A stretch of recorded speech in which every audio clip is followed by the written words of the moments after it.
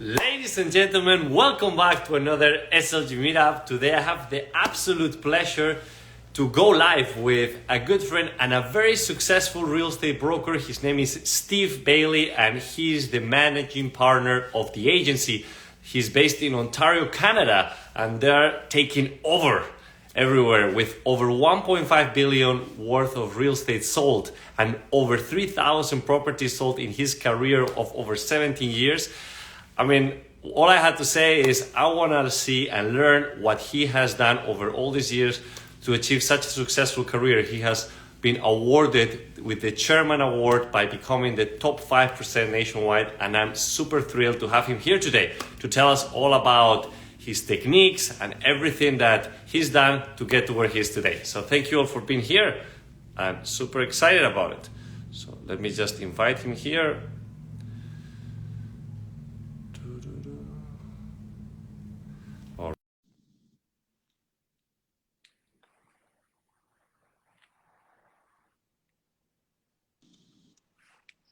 There you go. Morning, Nice Alvaro. background. What's happening, Steve? Not too much, Alvaro. You? I'm doing fantastic. We have a beautiful day here in Miami. What about you? You know what? We've been blessed with some incredible weather in Ontario. Like, it is beautiful. It's sort of it's the season that is in between that we don't usually get. I mean, but fall is definitely here, and people are still out golfing, having fun, doing their thing. So we got some fantastic weather in Ontario. Well, now is the moment to enjoy. It's All right. You got it. Do you golf as well? Do you golf? I do. Yeah, I do. Yeah, I'm out tomorrow. Actually, I'd love to be out today, but this was definitely more important. Oh, wow. I appreciate it. Well, after that, you can go and golf a little bit. What are some of the activities that people used to, they tend to do over there? You know what I mean? We're big. I mean, obviously Ontario, it's vast. We got lots of trails, lots of nature. So, I mean, definitely this province is notorious for its lakes, for its scenery, for its wilderness. So whether you're, out on a lake, boating, kayaking, whether you're, hiking through Algonquin National Park, whether you're golfing, whether you're water skiing, whatever you need to do, Ontario's got it all. You're touching all the activities I love doing. So you're going to see me sometime soon over there. That's good. That's good. I'm getting more and more into trail running, and I've seen some of the trails that you have in Ontario. They are spectacular. So definitely I'll make my way there. And this time of year is perfect for it. Really, really nice. Mm-hmm. Well, first of all, over 1.5 billion sold worth of real estate, 17 plus years in real estate. You've sold over 3,000 properties.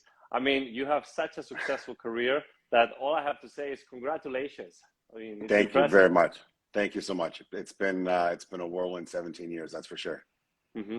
And obviously the agency, they've been taking over, not just nationally, but internationally. And the DNA that the company has is so tremendous. I mean, I'm blessed to have good friendships with the agency. I mean, everybody that is part of that company and community is spectacular. So I love to see that people like yourself are taking over and helping this brand keep on growing. So how long have you been with the agency? So just going on 3 years now. I mean, we're just coming up to our 3-year mark and just did our grand openings in Ontario. So it's a super exciting time for us with the agency and growing that brand throughout Ontario as well. Mm-hmm. Is that the rule number 3 of staying hungry that has helped you stay so on the line of growing? You know what? It is, honestly. I mean, it's a huge core of this company, and it is. I mean, every day you got to stay hungry and look for new opportunities, ideas, look for ways to expand. And for us, myself and Kat, I mean, it's about growing this brand throughout Ontario and helping sort of the Eastern Seaboard grow this brand as it started in the West, but we're definitely coming on strong in the East. Mm-hmm. So what are some of we'll get more into the real estate aspect of it, but we just talked about staying hungry, right? Like someone that has done so much over the years, you might get a little bit bored or it's like, okay, I've done it already. How do you stay hungry? I think it comes down to, a few key things. I think, every day when you wake up, you've got to have a plan. You've got to have a clear head. You've got to know what you're up to that day. It doesn't matter whether you call it mindset, whatever you need to do in the morning to reset yourself and get ready for that day, whether you need to go on a hike, whether you need to do a huge hike, whether you need to meditate for a bit. But for me, staying hungry is about a routine. And, you know, if you keep that routine going, I mean, you're right. Some days you're like, you know what, I don't want to do this today. Like screw it. I can't be bothered today. But we all have those days, right? I mean, that's just part of life. But knowing that we're able to now, especially being with the agency, to be able to grow this brand and to be able to promote this brand and do well by opening other locations and stuff and bringing on key people, it does. You wake up motivated, you really do. And listening to, you know, our CEO Mo or other managing partners across the global network, you realize that it's a special group of people, and we're there to support and drive each other and make each other better. So, but it really starts with the morning. I think that you're right. You know, you own your morning, you own the day. So yep. That's how it works. And in regards to the marketing, right? Because you are very big on marketing. You have a huge following. Also, the brand itself has great recognition by doing really good on marketing. So is that one of the elements that has helped you maintain that peak performance? Yeah. I think when you talk about marketing and you know, since I've gotten in the business, obviously in the last 17 years, marketing has totally changed, right? We've gone from heavy print and newspaper to light on that, but heavy on the digital side. I mean, like what we're doing today. And you need to be top of mind. I think you got to look at it like, you know, Pepsi and Coke. The reason they advertise so much is because they want to be top of mind. And the same thing with real estate. There's a lot of real estate agents. There's lots of people who can do the job. But how do you stay top of mind every day in front of your followers, in front of new people? So we're always trying to push the boundaries of where we want to be, how we're advertising. I mean, we look for sexy and funny, cheeky ways to do stuff. And that's the agency, right? That's the fun part about it, right? I mean, everyone loves real estate. I don't think there's anyone out there. Right? That's right, and it is. And I mean, it's our number one rule. I mean, it's on the board right next to me right now. But you know, it is, and you know, you also have to have fun doing it, right? You can't be serious all day. There has to be an amount of fun and enjoyment in putting your product out there and putting your brand out there, whether you're self-marketing or you're marketing your brand at the same time. But it's tricky to stay on top of it every day. It really is. There's a lot of failures, right? It looks like everything's does well and everything is going to blow up, but the reality is there's lots of trial and error in this business, and anyone that's been in it for a long time understands that. Right. So with all these years in real estate, what's been one of your biggest failures, and what did you learn from it?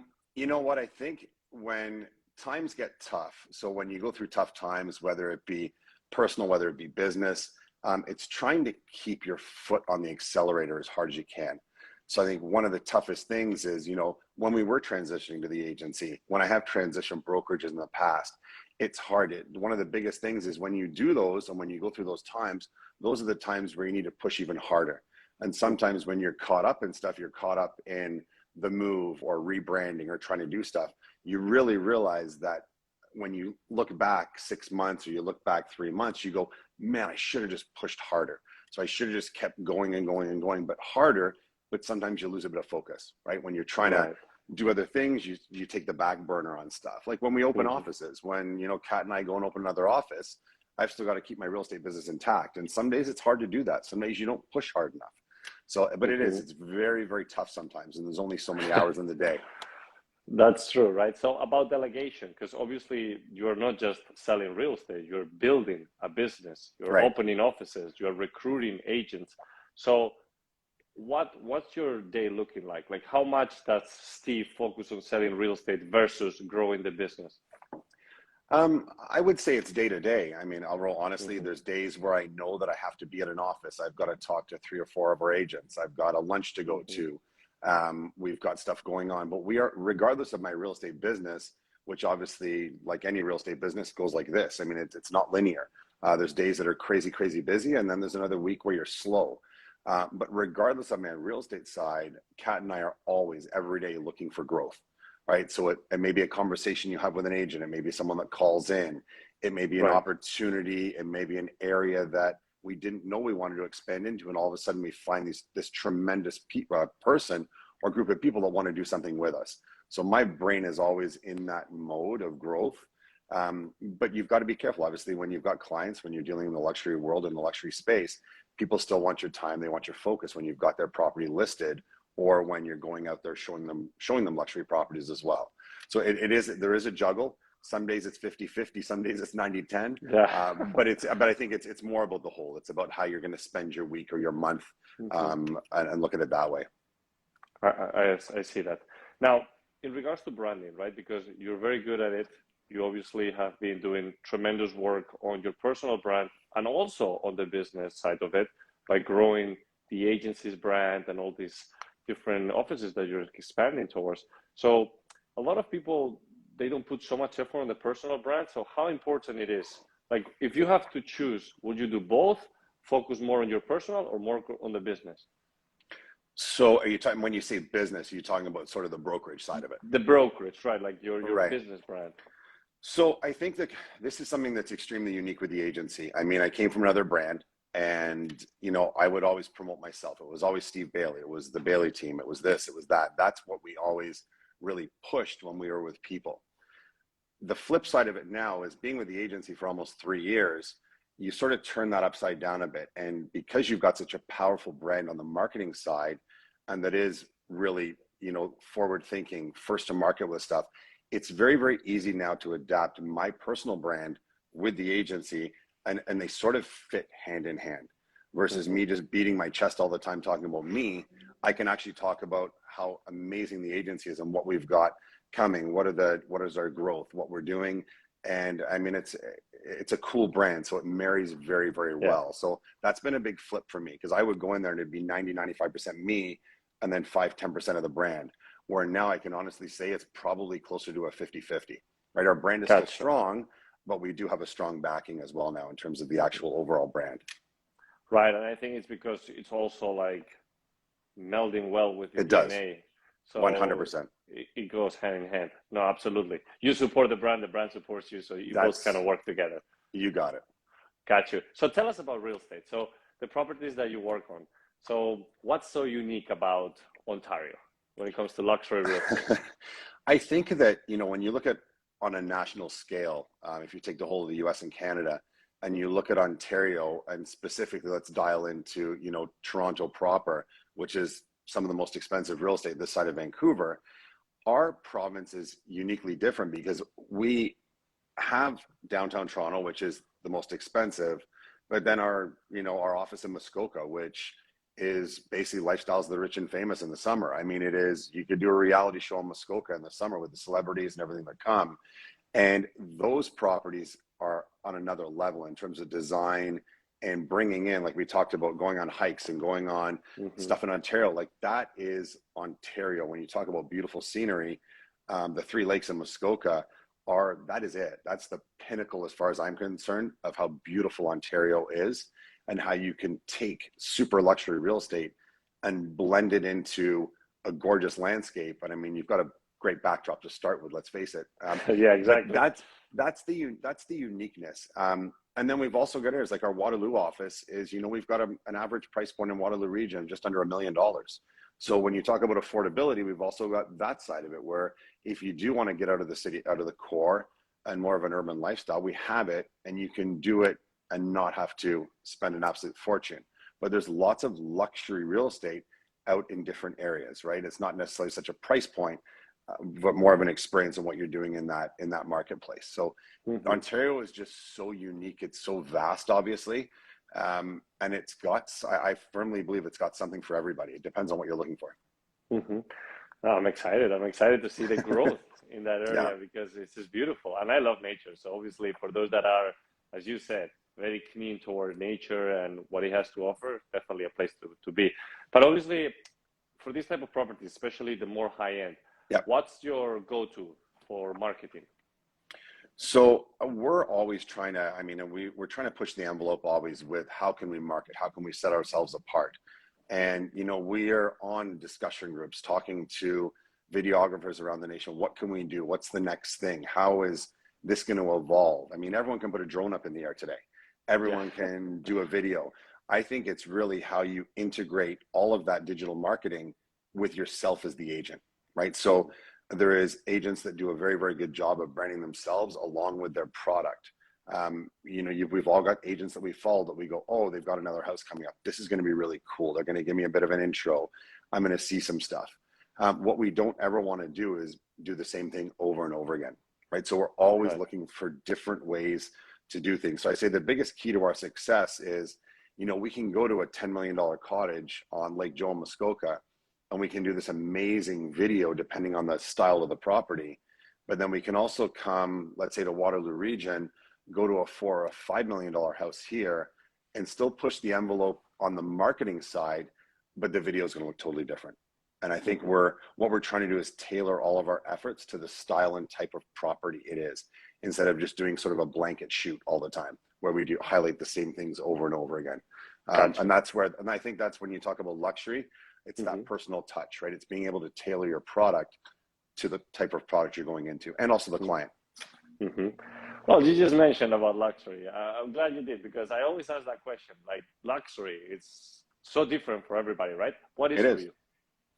Luxury for us is, I mean, let's go back to, you know, it's about tailoring a product and a service through all price points, as far as I'm concerned. So, you know, we don't have $45 million mansions overlooking, you know, the Pacific Ocean like they do in Malibu. Like, we don't have it. We don't have that real estate, but we have a $10 million cottage or an $18 million cottage in Muskoka that is stunning.